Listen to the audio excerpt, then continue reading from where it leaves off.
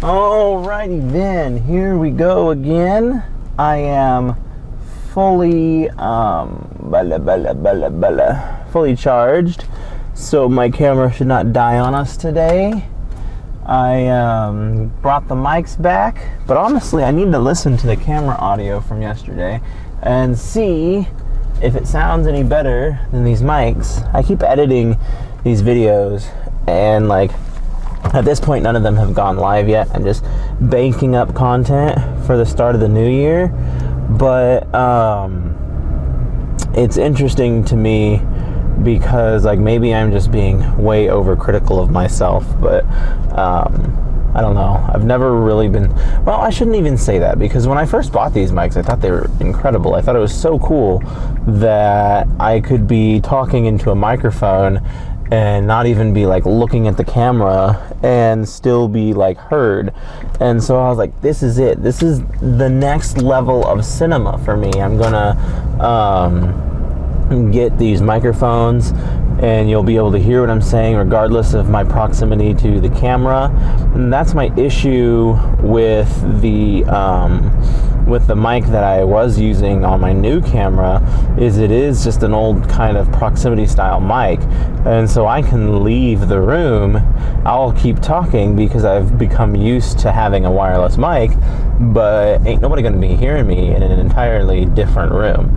So with that said, I still plan on buying a new set of wireless mics, but they have internal recording within them. And so my goal with those is to just constantly be using their internal recordings so that I can just keep a bank of audio there instead of having to do like differently, if that makes sense. I'm really desperately trying to figure out what the heck I'm trying to say right now, but like I want the new mics because they record their own audio within the actual mic itself, as opposed to having to be attached to the video. And so like my video could have its own audio separate from the audio that I record there. And so like that gives you good possibilities for like ambient sound, because like right now what I record is all one audio track, and so like any ambient sound is going to be drowned out whenever I'm talking, versus if I have a microphone set up on my close-up cam and it is picking up different sounds from obviously the microphone that I'm talking into. Now when I'm really close to that mic, yes, it's going to hear me, but when I am not so close to the mic, it's not going to hear me. It's going to pick up other sounds instead. And so it just gives you a brighter sound profile to have multiple mics. Just think of it as like if you have multiple cameras filming a scene, you get to see that scene from multiple directions, and it gives you a better idea of like a 3D element versus just like the flat 2D element. And so it's the very same thing with sound. The more mics that you have set up in unique areas, the more interesting sounds you can pick up and just build a brighter sound profile out of it. And like somebody once said that like you only experience pictures and movies and stuff in 2D, which is very, very real. And like obviously like seeing someone in person will always feel differently than seeing them like on a TV screen or on the other end of your phone or on a printed out picture, if people still do that anymore. And so it was just interesting that they were talking about how like you've never met these people in 3D, so to speak, and it's like all these stars and celebrities and stuff that people are enamored by and just love to death, but they've never met them in 3D. And it was a really interesting kind of write-up about like star culture and how we worship these people, but we in some ways don't really know who they are. And like I'm not a big fan of the whole culture of like not having fans of like big celebrities and stuff. Like, you shouldn't let the lives and antics of big celebrities strongly influence your own life. But to the same end, like, I think it's fine to look up to people, even if they're these people that you've never met or that you will never meet. I think it's still good to have those sorts of influences on your life. And so, like, I know some people are like strongly against, and they're like, oh, you're wasting your time, go do something productive or whatever. But it's like, having an influence is a big deal. And like, some of these celebrities really do put in a lot of work for what they do and for what they've gotten out of life. And so, like, to just ignore the potential for inspiration there seems to be like a huge hit on like one's potential. And like, I am a huge Michael Jackson fan, the biggest Michael Jackson fan in the entire world. I can't talk enough about how great of an artist he was, what he has done for this world, and how he has left a forever imprint on modern society beyond just music. But I was watching, they released the Thriller 40 documentary, and I was watching that on Sunday. And anytime I watch something about him, like just seeing him in his element and seeing how like incredible he was, seeing how determined he was, and seeing how capable he was, is always very inspiring. And like, yeah, he's a celebrity that I've never met, like the world's biggest celebrity on the entire planet. And I've never met the guy, never will meet him now because he's not even alive. But like, I still find him to be incredibly inspiring. And there's things that he says or does that I can relate to. And like, he was talking about his pursuit of Thriller because Off the Wall wasn't as major of a success as he might have wanted. And so he was like, okay, well, I am going to turn my next album into the biggest, greatest thing that ever existed. And by golly, he did that. Thriller, still to this day, is the best-selling album of all time. And that is a huge feat 40 years later. Now, of course, there's been like a major shakeup in the music industry since then. People aren't really buying albums now like they used to, so he will probably hold that record for the rest of his existence until buying albums comes back into style, which I don't foresee that happening anytime soon. So but it's like, he spoke it into existence. And that's something that I've been hearing and learning and seeing from a lot of people here recently, is you have got to believe it. And like, if you do not believe it, it will not happen. And that is something for me that is very challenging, because I don't have that inherent belief in my own success.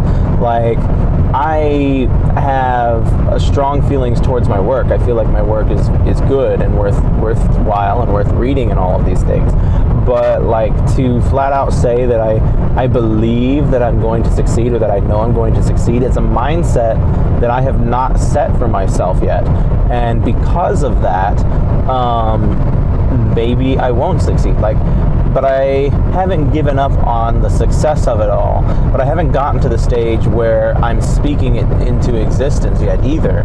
Like, an easy exercise is, instead of saying if, say when. Instead of saying if my books take off, say when my books take off. Instead of saying if the world starts to notice me, say when the world starts to notice me. That little change in verbiage when you're talking to yourself and about the things that you do changes a lot, because it's no longer up for debate. We're no longer questioning if something is going to happen. We're telling you when something happens. And that is like probably the first step and the easiest step to take in building your own confidence. By watching that Thriller 40 video, Michael Jackson and spoke it into existence. He said, my next album is going to be the best-selling album of all time. The best-selling album of all time, and that is what I'm shooting for. And that's exactly what he got. And obviously there's a lot more factors at play, like you have to be a Michael Jackson level performer, level of basically anything and everything in order to achieve something quite that great. But like, you don't have to always be shooting for the moon. Like, you could just be making a batch of brownies and be like, I'm going to make this the best batch of brownies I've ever tasted. The best batch of brownies I have ever tasted. Speak it into existence and it will be. And how much of that is mind games? Like, the brain is a powerful tool. They say that we only use, what, like 30% of our brains or something ridiculous like that? The brain is an incredibly powerful tool. And and so it's like, are we just believing it because we have told our brains that this is the way it's going to be? Or are we truly making the best batch of brownies we've ever tasted? Obviously, brownies and one's personal taste is a very subjective matter, and so it's hard to back that up with facts. Like, you can't deny the sales figures of Thriller. Some people will try and say that it was bumped off of the best-selling charts by the Eagles' greatest hits, but it's weird because it really depends on who you or what source you're asking. And that's been like the biggest problem of the internet, is how easy it is to manipulate information. For one, I don't know that it's fair to compare a greatest hits album to an album that is like a fresh concept. Like, Thriller was a fresh concept album. There was he had not released any of those songs previously to the album, whereas Eagles' greatest hits is like literally the best-selling songs of the Eagles all in one album. So I don't really think that the two are comparable in that regards. But like, sometimes I look it up and Thriller still has the record for being the best-sold album. And it, like I said, it really just depends on the source that you're going for, because a lot of people, with all the controversy around Michael Jackson, a lot of people like to avoid putting him in things or on categories for the simple fact of, like, they just don't want to get around the controversies that also surrounded him. And it's unfortunate that it has to be that way. But like, you as an interested party or an educator or whoever you are need to be able to find your own facts, find your own information, find your own sources, so on and so forth. So that's just been kind of the interesting thing that I'm working on right now, trying to better my outlook and better my perspective and be more of a speaking my own success into existence kind of person, rather than assuming something else outside of it. And hopefully that helps me. I know that what few videos I have recorded for this series here has been a big help, if nothing else, to just help me break up and break loose in front of the camera. Like, when I was filming the videos that were very much so staged and like scripted, and everything was like, it was going to be these, I call them super videos, where you edit every third second to try and capture retention and do all this stuff. They never felt like true to me. Like, they were a production, and that, I guess, is the defining line of like what people want out of YouTube. Like, some people want the production value of it, and some people want just real people doing real people stuff. And like, I've always been, and I'm going to sound like an old man when I say this, but I've always been a proprietor of what I consider to be the good old days of YouTube. When YouTube first came out, and it was home videos, and like the three biggest channels were Smosh, Nigahiga, and maybe PewDiePie. I don't remember who the third one was, but some other person like that. But for the most part, it was just these goofy videos that people were posting, and they'd get a bajillion views because it was just them being dumb or having fun or whatever. And then YouTube, at a very distinctive point in its life cycle, became more of a business and less of just a file sharing site. And when that happened, people started to try too hard. And I've kind of always said this, and this would be like a conversation for, honestly, this should be a video in and of itself, but like the idea of when a niche hobby or anything becomes mainstream, it more often than not loses a piece of itself. And that is why gatekeeping exists. Gatekeepers gatekeep their hobby because they're afraid that if this hobby explodes, it's going to blow up into something that is less legitimate than what it was. And there's been so many examples of that in history that it's hard to deny at this point. Like, we're go right back to music, and you talk about disco. Disco had a very flash in the pan kind of success rate where it was killed almost overnight, literally. And but disco and disco elements still exist in music today. They just call it something different. But like the death of disco was brought on, in my opinion, by when it became mainstream.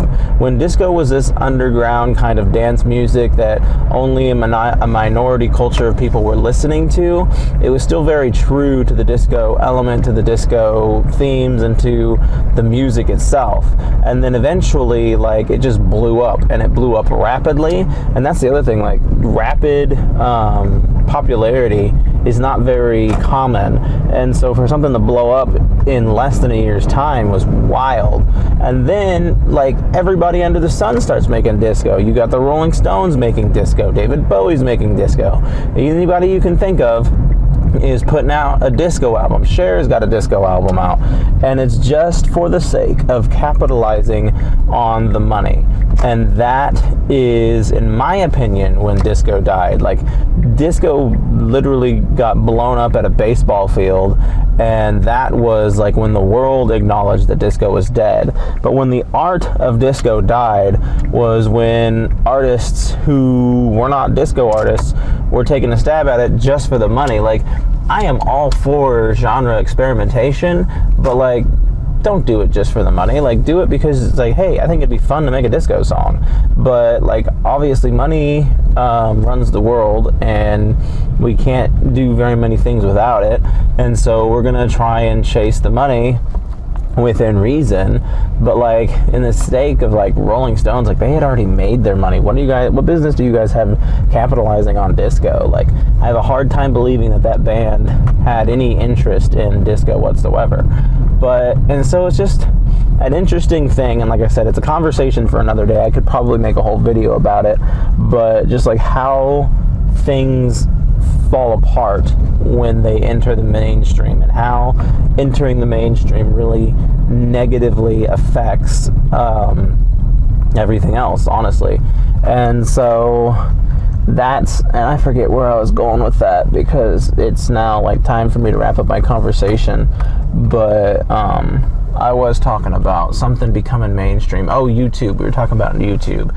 And that's like the one thing, is I get these conversations going, and sometimes 20 minutes just isn't enough.